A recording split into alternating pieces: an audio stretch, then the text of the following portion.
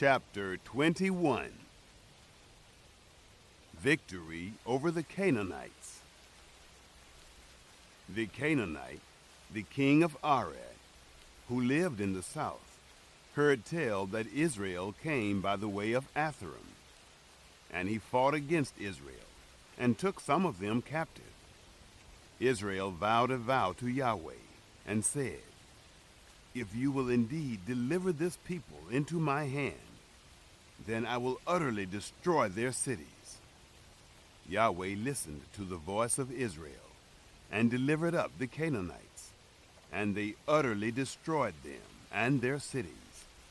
And the name of the place was called Hormah. The bronze serpent.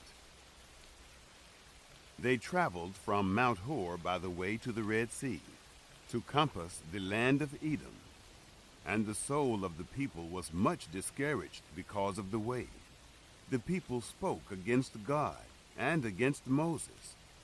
"Why have you brought us up out of Egypt to die in the wilderness? For there is no bread, and there is no water, and our soul loathes this light bread." Yahweh sent fiery serpents among the people, and they bit the people, and many people of Israel died. The people came to Moses and said, "We have sinned, because we have spoken against Yahweh and against you. Pray to Yahweh that he take away the serpents from us." Moses prayed for the people. Yahweh said to Moses, "Make a fiery serpent, and set it on a standard. And it shall happen that everyone who is bitten, when he sees it, shall live." Moses made a serpent of brass, and set it on the standard. And it happened that if a serpent had bitten any man, when he looked to the serpent of brass, he lived. The journey to Moab. The children of Israel traveled, and encamped in Oboth. They traveled from Oboth, and encamped at Laabiram, in the wilderness, which is before Moab, toward the sunrise. From there they traveled, and encamped in the valley of Zered. From there they traveled, and encamped on the other side of the Arnon, which is in the wilderness, that comes out of the border of the Amorites. For the Arnon is the border of Moab, between Moab and the Amorites. Therefore it is said in the book of the wars of Yahweh, "Wahib in Suphah, the valleys of the Arnon, the slope of the valleys that incline toward the dwelling of Er, leans on the border of Moab." From there they traveled to Bair. That is the well of which Yahweh said to Moses, "Gather the people together, and I will give them water." Then sang Israel this song, "Spring up, well, sing to it, the well which the princes dug, which the nobles of the people dug, with the scepter and with their poles."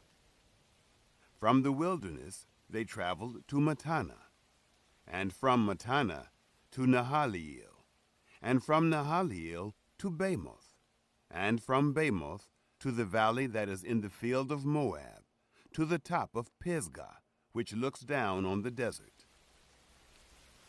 The defeat of Sihon. Israel sent messengers to Sihon, king of the Amorites, saying, "Let me pass through your land. We will not turn aside into field or into vineyard. We will not drink of the water of the wells. We will go by the king's highway until we have passed your border." Sihon would not allow Israel to pass through his border. But Sihon gathered all his people together, and went out against Israel into the wilderness, and came to Jahaz. And he fought against Israel. Israel struck him with the edge of the sword, and possessed his land, from the Arnon to the Jabbok, even to the children of Ammon. For the border of the children of Ammon was strong. Israel took all these cities, and Israel lived in all the cities of the Amorites, in Heshbon, and in all its towns. For Heshbon was the city of Sihon, the king of the Amorites, who had fought against the former king of Moab, and taken all his land out of his hand, even to the Arnon. Therefore, those who speak in Proverbs say, "Come to Heshbon, let the city of Sihon be built and established. For a fire has gone out of Heshbon, a flame from the city of Sihon. It has devoured Er of Moab, the lords of the high places of the Arnon. Woe to you, Moab! You are undone, people of Chemosh. He has given his sons as fugitives, and his daughters into captivity, to Sihon, king of the Amorites. We have shot at them. Heshbon has perished, even to Dibon. We have laid waste, even to Nophah, which reaches to Medeba." The defeat of Og. Thus Israel lived in the land of the Amorites. Moses sent to spy out Jazer, and they took its towns, and drove out the Amorites who were there. They turned and went up by the way of Bashan, and Og, the king of Bashan, went out against them, he and all his people, to battle at Edrei.